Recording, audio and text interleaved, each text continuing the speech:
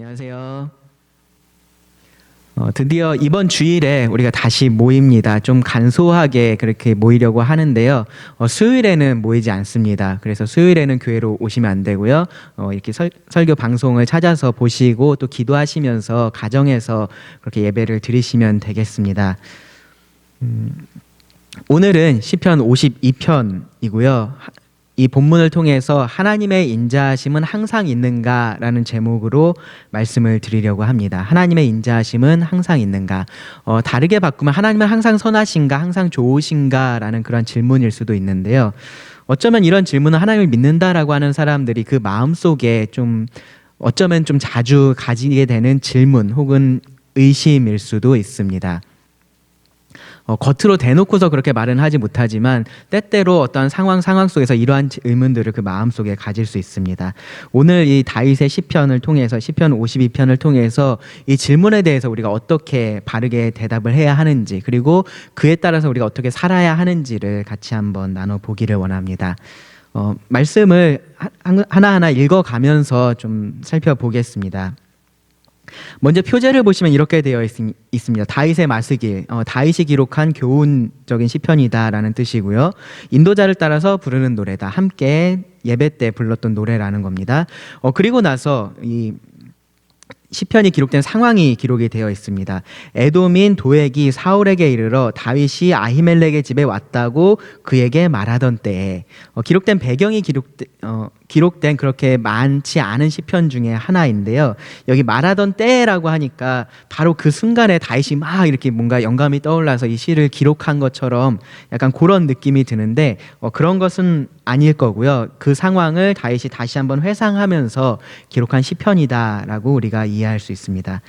이 상황은 사무엘상 22장에 기록이 되어 있습니다. 여러분 잘 아시는 것처럼 다윗이 이 요나단과 눈물의 작별을 하게 되죠. 그러고 나서부터 사울에게 쫓기는 그런 도망자 신세로서 삶을 살아가게 됩니다. 그것이 사무엘상 20장에 기록이 되어 있는데요. 그리고 나서 21장에 와서 보시면 다윗이 먼저 노베에 있는 제사장 아히멜렉이라는 사람을 찾아갑니다. 그 제사장을 찾아가서 먹을 것도 얻고 그리고 무기, 이 골리앗의 칼을 얻게 됩니다. 그때 그 장소에 이 에돔 사람 사울의 목자장으로 소개가 되는데요. 이 사울의 목자장인 에돔 사람 도액이 있었다라고 짧게 성경을 언급을 합니다. 왜냐하면 뒤에 가서 다시 등장하기 때문입니다. 그리고 나서 이제 다윗은 가드 왕에게 도망을 갔는데 그곳에서 사람들이 이 다윗을 알아보죠. 그리고 그것 때문에 위협을 느낀 다윗은 이제 미친 채를 하고 거기서 도망을 하게 됩니다. 그리고 나서 이제 여러 다른 곳들을 다니다가 이제 헤레스풀이라는 유대 지역에 숨게 됩니다. 이제 그 소식을 사울이 듣게 되죠. 그러고 나서 이 신하들을 모아서 이렇게 말을 합니다. 사무엘상 22장 7절과 8절에 기록이 되어 있는데요. 사울이 곁에 선 신하들에게 이르되 너희 베냐민 사람들아 들으라. 이새의 아들이 너희에게 각기 밭과 포도원을 주며 너희를 천부장 백부장을 삼겠느냐. 너희가 다 공모하여 나를 대적하며 내 아들이 이새의 아들과 맹약하였으되 내게 고발하는 자가 하나도 없고 나를 위하여 슬퍼하거나 내 아들이 내 신하를 선동하여 오늘이라도 매복하였다가 나를 치려 하는 것을 내게 알리는 자가 하나도 없도다 하니. 사울이 그 신하들을 불러 모아놓고 먼저 베냐민 사람들아 라고 그렇게 부릅니다. 자신과의 혈연 관계를 강조하면서 자신에게 충성해야 한다라는 말을 넌지시 하는 거죠. 그러면서 이 신하들에게 당근과 채찍을 이렇게 내놓습니다. 너희가 지금 나한테 그렇게 충성스럽게 하지 않고 있다라고 이야기를 하는 겁니다. 요나단이 이 다윗하고 지금 결탁해서 자신을 배반하려고 하는 이런 상황에 대해서 누구도 나한테 와서 말해준 사람이 없다라고 이야기를 합니다. 그러면서 반대로 너희가 나에게 이 다윗이 아니라 나에게 충성을 하면 내가 너희들에게 이 밭과 포도원으로 대표되는 재물을 약속을 해줄 것이고 그리고 천부장과 백부장으로 대표되는 그런 명예와 지위를 주겠다라고 약속을 합니다. 이 말을 듣고 나서 가장 빠르게 반응을 했었던 사람이 바로 다름 아닌 에돔 사람 도액이었습니다. 다른 베냐민 사람도 아니었고요. 그냥 이 도액이 가장 먼저 반응을 합니다. 왜 그랬냐면 사울이 약속했던 이러한 재물과 명예를 그가 원했었기 때문입니다. 그래서 도액이 말했던 것은 다른 것이 아니라 이 다윗이 노베에 있는 제사장 아히멜렉을 만났고 거기서 이 골리앗의 칼을 얻고 도망갔다. 이제 그 사실을 이야기해 줍니다. 그가 원했던 이 재물과 명예를 위해서 무고한 자를 고발한 그러한 상황인 거죠. 그리고 시편 52편에서 다윗은 바로 그때를 기억하고 있는 겁니다. 그런데 이 사건을 가만히 읽어보면은 요 뒤에 이어지는 사건이 조금 더 충격적이고요. 조금 더 기억에 남는 그러한 사건입니다. 잘 아시는 것처럼 이 사울이 그 말을 듣고 나서 제사장 아히멜렉을 불러 세웁니다. 그리고 그를 추궁하고요. 결국은 그를 반역자로 몰아서 이 사형 선고를 내립니다. 그리고 나서 주변에 있는 사람들에게 그 사형을 집행을 하라고 하죠. 근데 아무도 그 말을 듣지 않습니다. 하나님의 제사장이 무고한 제사장을 그렇게 죽일 수가 없었던 거죠. 그러니까 이제 사울이 옆에 있었던 이 최초의 신고자였던 도액에게 사형을 집행할 것을 말하고요. 도액은 그렇게 합니다. 이 아히멜렉만 죽였을 뿐만 아니라 다른 85명의 노베에 있던 그 제사장들을 죽이고요. 그곳에 있는 민간인들과 가축까지도 도륙을 하게 됩니다. 그러한 사륙의 현장에서 이 아비아달이라는 제사장이 도망하게 되고요. 그 사실을 다윗에게 알려줍니다. 다윗은 그 이야기를 듣고 모든 책임이 자신에게 있다라고 말하면서 이 아비아달을 보호해 줄 것을 약속을 합니다. 근데 시편 52편을 보면 다윗은 이런 대량 학살에 대해서는 전혀 언급을 하고 있지를 않습니다. 오히려 다윗이 더 주목해서 보는 것은요, 이 모든 것들을 시작했었던 그 도액의 악한 말, 그리고 더 근본적으로 그 악한 말 안에 있었던 그의 악한 마음을 언급을 하고 있습니다. 이 사무엘 상의 기록에서는 다 드러나 있지 않지만요, 이 3절에서 다윗이 말하고 있는 것처럼 도액은 선보다 악을 더 사랑했고 하나님의 의보다는 거짓을 더 사랑했습니다. 그는 하나님보다는 재물을 더 원했고 그것을 의지했습니다. 그런 악한 사람 도액을 기억하면서 다윗은 이 시를 기록을 한 겁니다. 꼭 도액만 생각하고 있었던 것은 아니었을 겁니다. 그런 악한 자들을 생각하면서 이 시를 기록을 했습니다. 이 당시 다윗의 상황을 조금 더 우리가 생각을 해보면요, 다윗은 왕으로서 기름 부음을 받았습니다. 그런데 바로 왕이 되지는 못했죠. 이 골리앗과의 싸움을 계기로 해서 사람들에게 많은 그런 칭송을 받았지만 오히려 그 당시 왕이었던 사울에게는 미움을 받기 시작합니다. 시기와 질투의 대상이 되었습니다. 다윗 자신은 사울을 대적해서 어떠한 나쁜 일도 한 적이 없었는데 어느 순간에 보니까 그냥 반역자가 되어 있었던 겁니다. 그런 다윗을 이 사울의 아들이었던 요나단이 도와주려고 하죠. 그런데 사울은 이미 이 다윗을 죽이려고 굳게 결심을 하는 상태였고요. 그렇게 하나님의 때를 기다리고 있었던 다윗이 할 수 있었던 것은 그냥 사울로부터 도망하는 그것뿐이었습니다. 그렇게 이 피난 생활이 시작되었습니다. 그것 자체로도 좀 억울했을 겁니다. 다윗의 입장에서는요. 자기가 뭔가 잘못한 것도 없는데 지금 이렇게 힘들게 도망해야 하는 그런 상황이었습니다. 하나님께서는 자신을 왕으로 세워주겠다라고 그렇게 약속을 하셨고 기름을 부으셨는데 아무것도 하고 있지 않은 것 같은 그러한 상황이었습니다. 그런데 그 도망 생활의 시작에서 이런 끔찍한 일이 생겼던 겁니다. 자신을 도와주었던 그 선량한 제사장이 죽임을 당했고요. 그 사람뿐만 아니라 그 주변에 있었던 다른 사람들까지도 끔찍한 죽음을 당한 그러한 상황이었습니다. 그 말을 전해 들은 다윗의 마음이 어땠을까요? 정말로 마음이 무너졌을 겁니다. 그러면서 자신의 책임을 통감했습니다. 자신의 책임을 그렇게 인정하긴 했지만 동시에 이 도액이 주도적으로 벌인 이 악한 일에 대해서도 생각을 접을 수는 없었을 겁니다. 이 일을 도대체 어떻게 이해를 해야 할까? 도액에 대해서는 우리가 성경에서 많은 것들을 알 수는 없습니다. 방금 말씀드렸던 그 본문이 도액에 대해서 말하고 있는 전부인데요. 그렇기 때문에 이후에 도액이 구체적으로 어떻게 되었는지를 우리가 다 알 수는 없습니다. 그런데 시편 52편의 표현들에 따르면 도액은 스스로 자랑할 정도, 자기 재물의 풍부함을 의지할 정도는 그렇게 되었던 것 같습니다. 어느 정도 자기가 원했던 것을 이룬 거죠. 그에 반해서 의인이라고 할 수 있는 제사장들은 그의 손에 죽임을 당했고요. 다윗 자신도 그저 도망자 신세일 뿐이었습니다. 이런 상황을 어떻게 이해를 해야 할까요? 사실 이 세상 속에서 우리는 이런 일들을 많이 보게 되고요. 또 그런 일들을 겪게 되기도 합니다. 뭐 저만 그럴지 모르겠지만 어렸을 때는 세상은 그래도 진심은 통할 거다라는 생각을 하게 됩니다. 내가 진심으로 대하면 상대방도 나를 진심으로 대할 거야라는 생각을 하게 되고요. 노력한 것이 배신하지는 않을 거다라는 그런 생각들을 하고 살아가게 됩니다.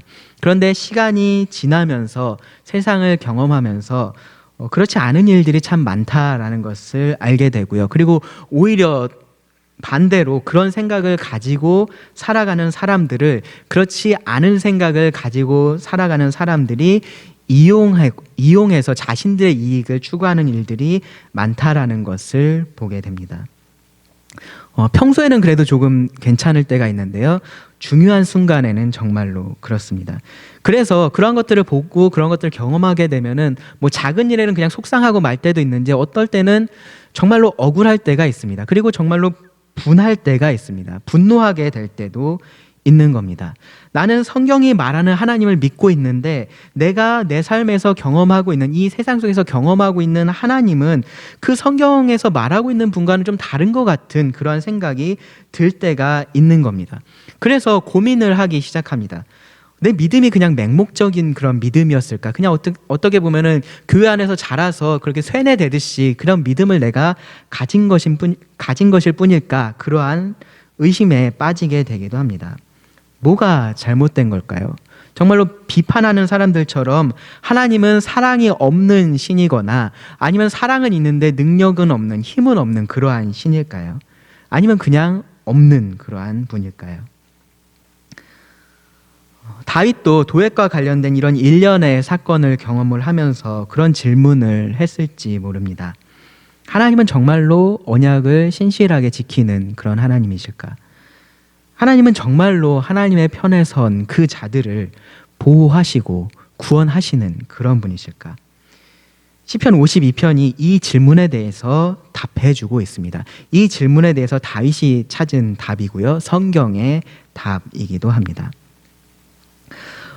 먼저 1절부터 4절에서 다윗은 이 악인들의 악함에 대해서 말을 하고 있습니다. 1절에 시작해 보시면 포악한 자여 네가 어찌하여 악한 계획을 스스로 자랑하는가. 포악한 자는 이 본문의 문맥에 따라서 약간은 의역을 한 건데요. 원래 문자적인 뜻은 강한 자, 용사를 의미를 합니다. 도액이 굉장한 용사는 아니었을 것 같습니다. 그래서 어쩌면 다윗은 여기서 약간은 비꼬는 어조로 이런 표현들을 사용했을지도 모릅니다. 다윗은 이 약한 자들, 이 민간인들, 제사장들, 그들을 살해하면서 강한 자가 되었습니다. 그리고 그는 그가 행했던 그러한 악한 일들을 자랑을 했습니다. 아마 스스로는 정말로 자랑스러웠을 겁니다. 우연히 도망하는 다윗을 목격한 것에서 시작해서 그는 사울의 가장 충성스러운 그러한 부하가 되었기 때문입니다. 그리고 그것을 통해서 자기가 여러 가지 자기가 원하는 것들을 얻을 수 있었기 때문입니다. 도액의 이러한 충성은 진심 어린 왕과 나라에 대한 충성심은 당연히 아니었습니다. 만약에 그랬다면 그는 먼저 사울이 물어보기 전에 사울에게 먼저 찾아가서 다윗이 도망한 사실을 알릴 수도 있었습니다. 그는 사울의 목자장이었다고 말을 하고 있고요. 그가 이 사울이 소집한 여러 그 신하들 중에 하나였다라고 성경이 말을 합니다.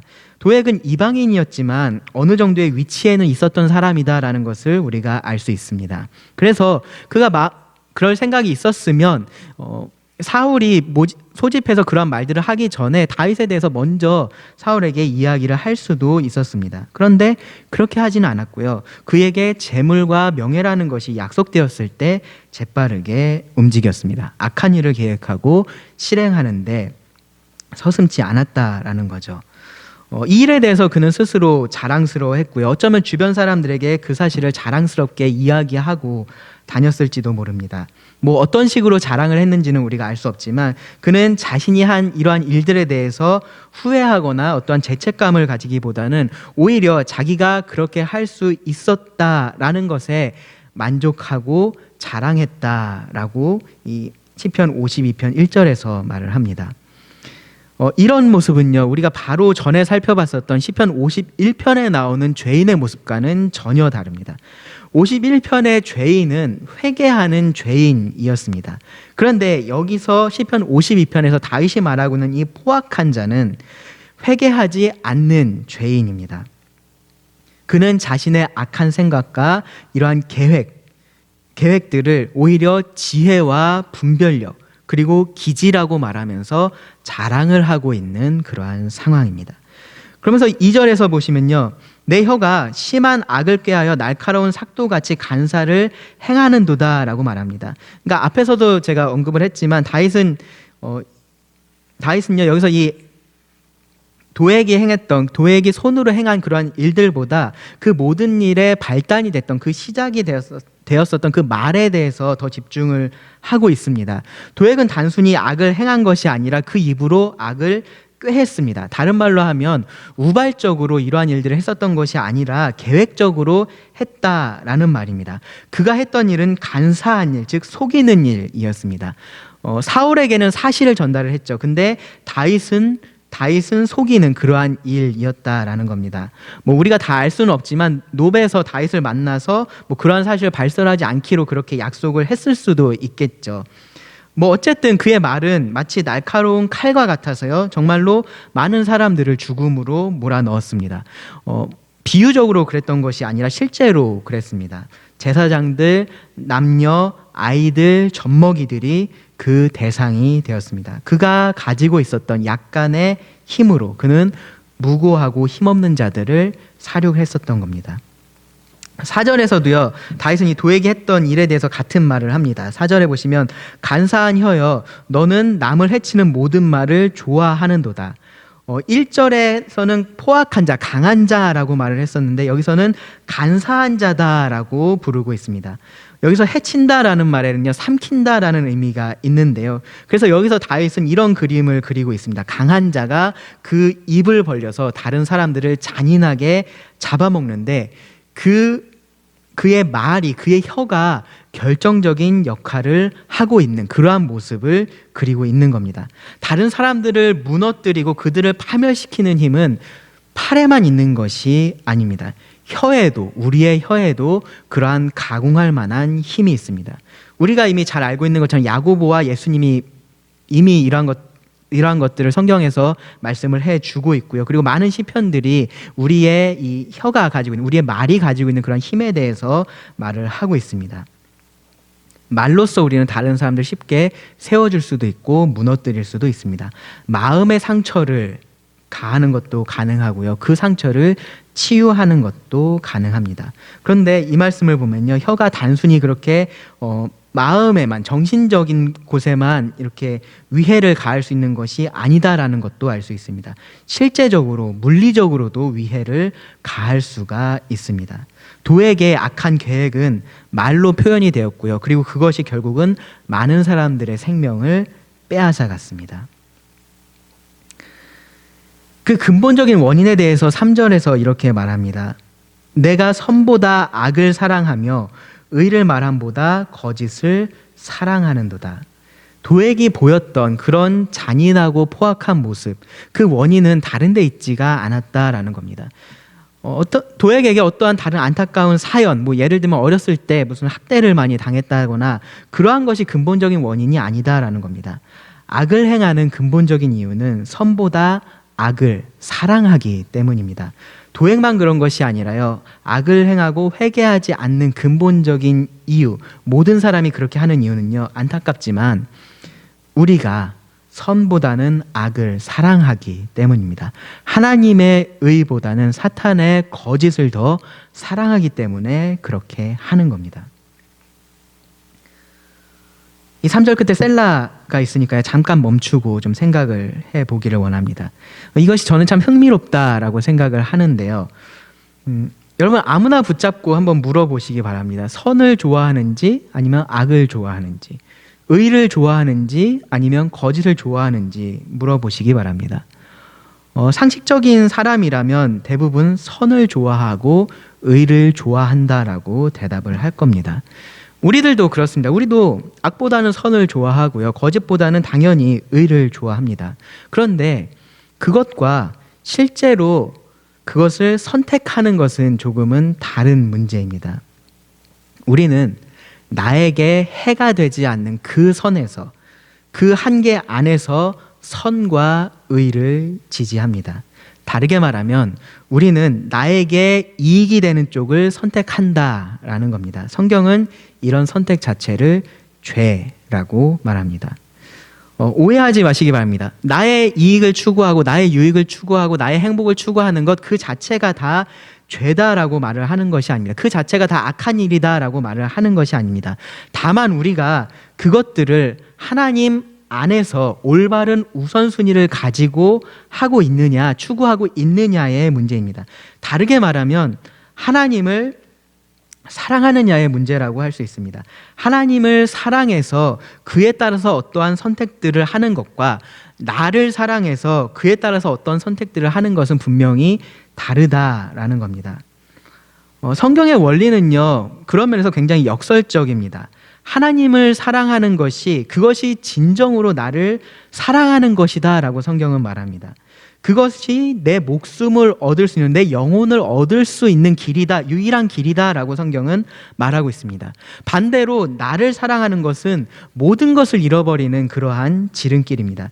내 안에 있는 근본적인 문제, 나를 사랑하는 마음이라는 것은요, 결국은 악을 사랑하고 거짓을 사랑하는 마음으로 이어지게 되고요. 그리고 그 마음이 말로써 행동으로써 드러나게 됩니다.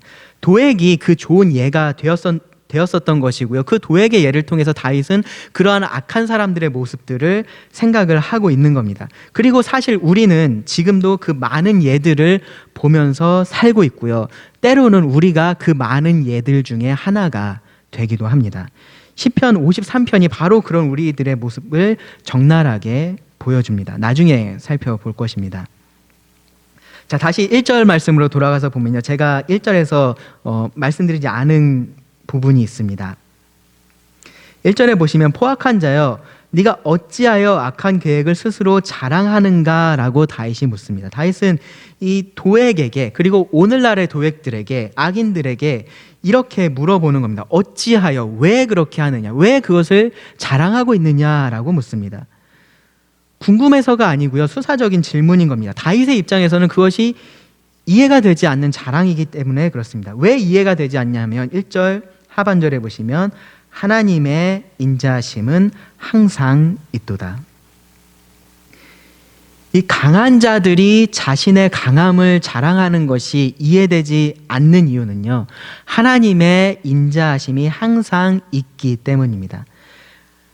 하나님의 인자하심, 여러분 기억하시죠? 히브리어 헤세드입니다. 헤세드. 하나님의 자기 백성을 향한 변하지 않는 그 사랑이 항상 있다라는 겁니다. 그리고 이것이 이 세상에 만연한 이해할 수 없는 악과 그리고 악인들의 성행을 바라보는 다윗의 시각의 기초에 있습니다. 하나님의 인자하심이 항상 있다. 많은 사람들이 이러한 일들에 대해서 반대로 접근을 합니다. 반대쪽에서 바라봅니다. 심지어 그리스도인들도 그렇게 할 때가 있는데요. 지금 이 세상에 이해할 수 없는 그런 악이 있고 악인들이 성행을 하고 있으니까 사실 성경이 말하는 하나님은 없을 것이다 라고 생각을 하는 겁니다. 세상을 창조한 하나님도 없고 세상을 주관하고 있는 하나님도 없고 이 세상을 심판하실 그런 하나님도 없다라고 생각을 하는 겁니다. 그러니까 자기가 만든 가치를 추구하는 것, 그것이 전혀 이상할 것이 없습니다. 하나님의 인자하심은 내 눈에 보이지 않는데 이 당장의 현실이라는 것은 내 눈에 보이고 있습니다. 이 당장의 유익이라는 것이 내 눈앞에 있습니다. 그러니까 그것을 얻으면 나에게 좋은 것이고요. 그것을 얻지 못하면 그것은 나에게 나쁜 것입니다. 나에게 좋은 것을 우리가 선이라고 규정을 하고요. 그렇지 못한 것들을 악이라고 말합니다. 하나님의 절대적인 선과 악, 그 기준을 무너뜨리고 자신이 행한 일들을 자랑합니다. 결국은 악을 자랑하는 겁니다. 하나님의 인자하심이 없다면 세상을 이렇게 보고 이렇게 세상에서 살아가는 것은 문제될 것이 없습니다. 어쩌면 정말로 자랑할 만한 그러한 일일지도 모릅니다. 그런데 하나님의 인자하심은 항상 있습니다. 우리가 그것을 믿는다면 우리는 이런 일들을 보면서 이 시편에서 다윗과 같이 반응하는 것이 맞습니다. 하나님을 향해서 어찌하여 왜? 라고 묻는 것이 아니라요, 오히려 악을 행하는 자들에게 어찌하여 왜? 라고 묻는 겁니다. 하나님께서 하시는 일들이 이해되지 않는 것이 아니라 이 사람들이 하는 일들이 이해되지 않는 것이 맞는 겁니다. 하나님의 인자하심이 항상 있는데 어떻게 그렇지 않은 듯이 그렇게 말하고 행동할 수 있는지, 그것이 이해되지 않아야지 맞는 겁니다. 그래도 그것이 세상 사는 지혜가 아닐까라는 생각을 하면서 그 주위를 서성이고 그 주위를 맴도는 그러한 것이 아니라요, 거기서 멀어지는 것이 맞다라는 겁니다. 시편 1편의 내용이 그런 내용이었잖아요. 복 있는 사람은 악인들의 꾀를 따르지 않을 뿐만 아니라 죄인들의 길에 서지도 않고 오만한 자들의 자리에 앉지도 않는 겁니다. 왜냐하면 그것을 이해할 수가 없으니까 그렇습니다. 지금 우리 눈에 어떻게 보이든지 하나님의 인자하심은 항상 있습니다. 하나님의 인자하심은 단 한순간도 멈추지 않습니다. 멈춘 적이 없고요, 앞으로도 멈추지 않을 것입니다. 하나님은 언제나 자기 백성에게 변하지 않는 신실한 그 사랑을 나타내 보이십니다. 이것이 우리가 우리 삶의 어느 순간에도 의심하지 말아야 할 진리입니다. 그리고 언젠가는 우리의 눈으로 그 하나님의 인자하심이 가져올 이 악인들의 악함에 대한 결말을 보게 될 겁니다. 다윗은 5절부터 7절에서 그 악함의 결말에 대해서 말씀을 하고 있습니다. 먼저 이 회개하지 않는 악인들의 결말을 아주 강력한 표현으로 5절에서 이렇게 말을 합니다. 그런즉 하나님이 영원히 너를 멸하시며 너를 붙잡아 너의 장막에서 뽑아내며 살아있는 땅에서 너의 뿌리를 빼시리로다. 이 굉장히 생생한 표현들을 사용을 하고 있는데요, 멸한다라는 것은 이 건물이나 벽을 무너뜨리는 것을 의미를 합니다. 여기 너를 붙잡아라는 표현도 있는데요, 이 붙잡는 것은 이 불 속에서 숯 같은 것을 이렇게 끄집어내는 것을 말합니다. 그러면 숯이 어떻게 되죠? 사그라들겠죠. 그 불꽃이 사그라들 겁니다. 장막에서 뽑아낸다라는 것은 터전을 잃게 하고 그리고 방랑하게 만들겠다, 유랑하게 만들겠다라는 것을 의미를 하고요, 뿌리를 빼는 것은 말 그대로 이 식물을 뿌리채 뽑아내서 살 수 없게 만드는 것을 의미를 합니다. 악한 자들을 보면 악한 자들이 때로는 견고한 건물과 같이 보일 때가 있습니다. 하지만 하나님께서 그것을 무너뜨리시겠다라는 겁니다. 그들은 함께 모여서 꺼지지 않는 숯불처럼 그렇게 있지만 하나님은 그들을 하나하나 재로 바꾸실 것이다 라고 말하고 있는 겁니다.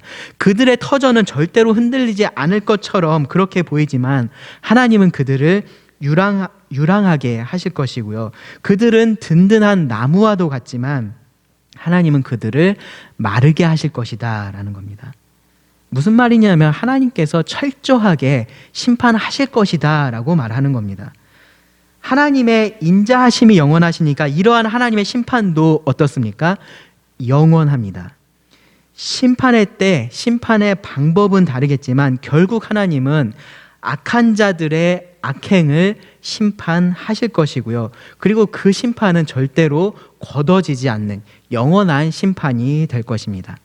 악을 행했었던 그 사람들 중에 누구도 하나님의 그 심판 가운데 그래도 한때는 내가 잘 나갔었지, 그러니까 지금 와서 이런 일들 겪는 거 후회는 없어, 그렇게 말할 수 없을 겁니다. 모두가 가능하기만 하면 그 시간을 돌려서 하나님의 인자하심에 기대서 살고 싶을 겁니다. 그런데 때는 늦은 겁니다. 이런 하나님의 심판은요, 이 의인들에게는 두려움과 안도를 동시에 가져옵니다. 6절에 보시면 의인이 보고 두려워하여 또 그를 비웃어 말하기를, 이 하나님을 믿는 자들은 하나님을 더 경외하게 될 거고요, 그리고 악인들의 삶에 대해서는 이렇게 평가를 하게 될 겁니다. 7절 보시면 이 사람은 하나님을 자기 힘으로 삼지 아니하고 오직 자기 재물의 풍부함을 의지하며 자기의 악으로 스스로 든든하게 하던 자라 하리로다. 지금 우리도 그러고 있는데요. 이 시점에서 다윗은 도액뿐만 아니라 모든 그런 회개하지 않는 악인들을 지금 마음에 두고 있습니다. 결국 하나님 앞에서 중요한 것은 이것입니다. 하나님을 자기 힘으로 삼았느냐, 그렇지 않았느냐, 하나님이 아닌 다른 어떤 재물과 같은 것을 의지했느냐입니다. 하나님의 집에 거했느냐, 아니면 자기가 만든 그 집에 거했느냐입니다.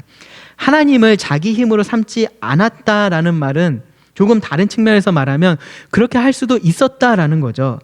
그런데 이들은 그때에 하나님을 의지하기보다는 재물을 의지하고 자신을 의지하고 그것을 자랑했다라는 겁니다.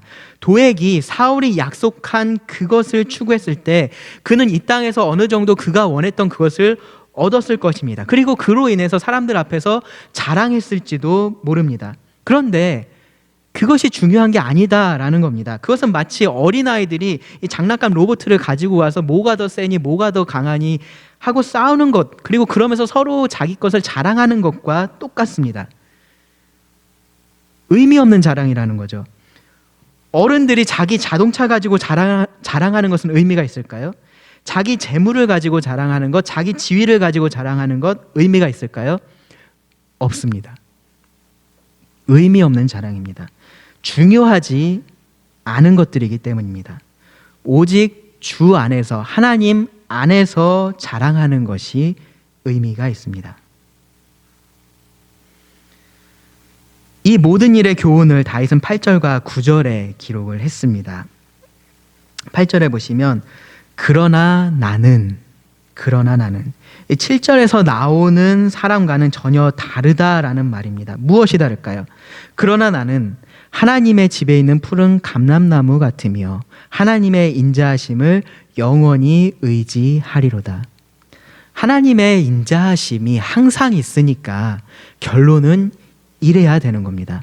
하나님의 인자하심을 영원히 의지하는 것으로 결론이 나야 합니다. 사람들이 의지하는 것은 그것이 무엇이 됐든지 언젠가는 다 무너집니다. 왜냐하면 하나님께서 그것들을 다 무너뜨리실 것이기 때문에 그렇습니다. 그런데 하나님은 무너지지 않습니다. 우리가 영원히 의지할 수 있습니다.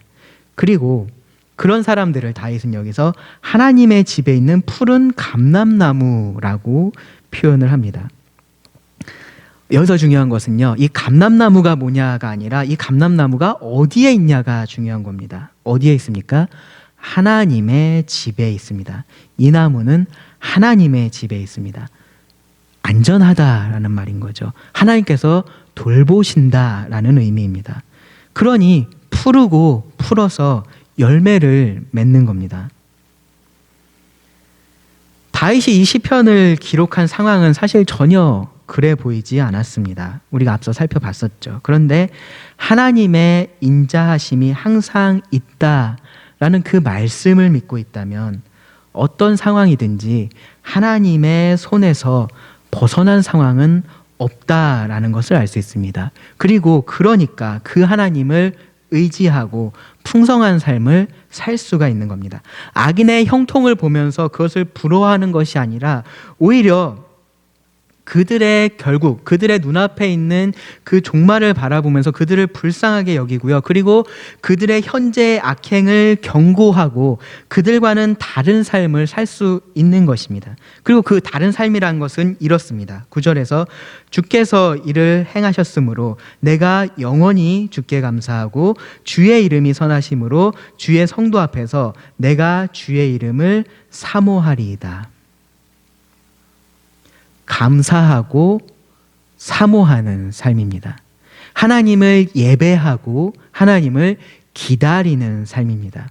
하나님께서 행하신 일, 그리고 행하신 일들을 기억하면서 하나님을 예배하는 삶입니다. 5절에서 7절까지의 말씀은요, 미래에 일어날 일들이고요. 우리 눈앞에 지금 보이는 것은 1절부터 4절이 더 많을 겁니다. 그런데 하나님은 선하시기 때문에 그 인자하심이 영원하기 때문에 우리는 그분을 신뢰하면서 기다릴 수가 있다라는 겁니다. 기대할 수가 있다라는 겁니다. 기댈 수 있다라는 겁니다. 그냥 오늘을 포기하고 다가올 미래만 생각하면서 그냥 그렇게 하루하루 꾸역꾸역 살아가는 그러한 삶이 아니라 이 푸른 감람나무와 같은 그러한 삶을 살면서 기다릴 수가 있다라는 겁니다. 하나님의 보호하심 그리고 그 돌보심 안에서 열매 맺는 삶을 살 수가 있는 겁니다. 그렇게 하시는 하나님께 감사하면서 살 수가 있는 겁니다. 오늘 이 설교의 처음 질문으로 돌아가겠습니다. 제목으로 돌아가겠습니다. 하나님의 인자하심은 항상 있는가? 여러분 어떻게 답하시겠습니까? 하나님의 인자하심은 항상 있습니까? 하나님의 인자하심은 항상 있습니다. 여러분들이 그렇게 믿으시리라 믿습니다. 그리고 그 답이 어떠한 상황에서든지 변하지 않기를 바랍니다. 그 답이 변하지 않는다면요, 우리는 기다리면서, 그 하나님을 기다리면서 오늘 감사하는 삶을 그렇게 살아갈 수 있습니다. 세상에 좋아 보이는 그러한 것들을 따르려고 하지 않고요, 오히려 우리의 삶으로 정말로 좋은 것이 무엇인지, 정말로 가치 있는 것이 무엇인지, 정말로 행복이라는 것이 무엇인지 그것을 증명해내면서 그 모든 것들을 주시는 정말로 좋으신 하나님을, 그 하나님의 인자하심을, 그 변하지 않는 사랑을 우리가 이 세상 가운데서 선포할 수 있는 것입니다. 지금 혹시 여러 가지 상황들 때문에 여러분 마음속에 하나님에 대한 불평이나 혹은 원망의 마음이 있을지도 모릅니다. 혹시 그러시다면 여러분 그 마음을, 그 생각을 멈추시기 바랍니다. 그리고 이 하나님의 인자하심이 항상 있다라는 이 성경의 진리를 다시 한번 기억해 보시기 바랍니다. 그 하나님을 힘으로 삼고 감사한 마음으로 하나님을 기다리실 수 있기를 바랍니다. 그것이 지금 살아있는 우리가 드릴 수 있는 예배이고요, 그것이 가장 강력한 간증이 될 것입니다. 기도하고 말씀을 줄이겠습니다. 하나님, 이런 시편의 말씀을 대할 때마다 참 우리가 하나님께 얼마나 큰 은혜를 받은 것인지 다시 한번 생각해 보게 됩니다. 우리를 하나님의 백성으로 삼아주시고 또 하나님을 의지하며 살아갈 수 있게 하심에 감사를 드립니다. 우리가 그런 하나님의 백성으로서 이 세상 속에서 겁내지 않고 두려워하지 않고 또 부러워하지 않고 초조해하지 않고 하나님 안에서 평안하며 열매 맺는 삶을 살 수 있게 하여 주시기를 구합니다. 예수님의 이름으로 감사하며 기도합니다. 아멘.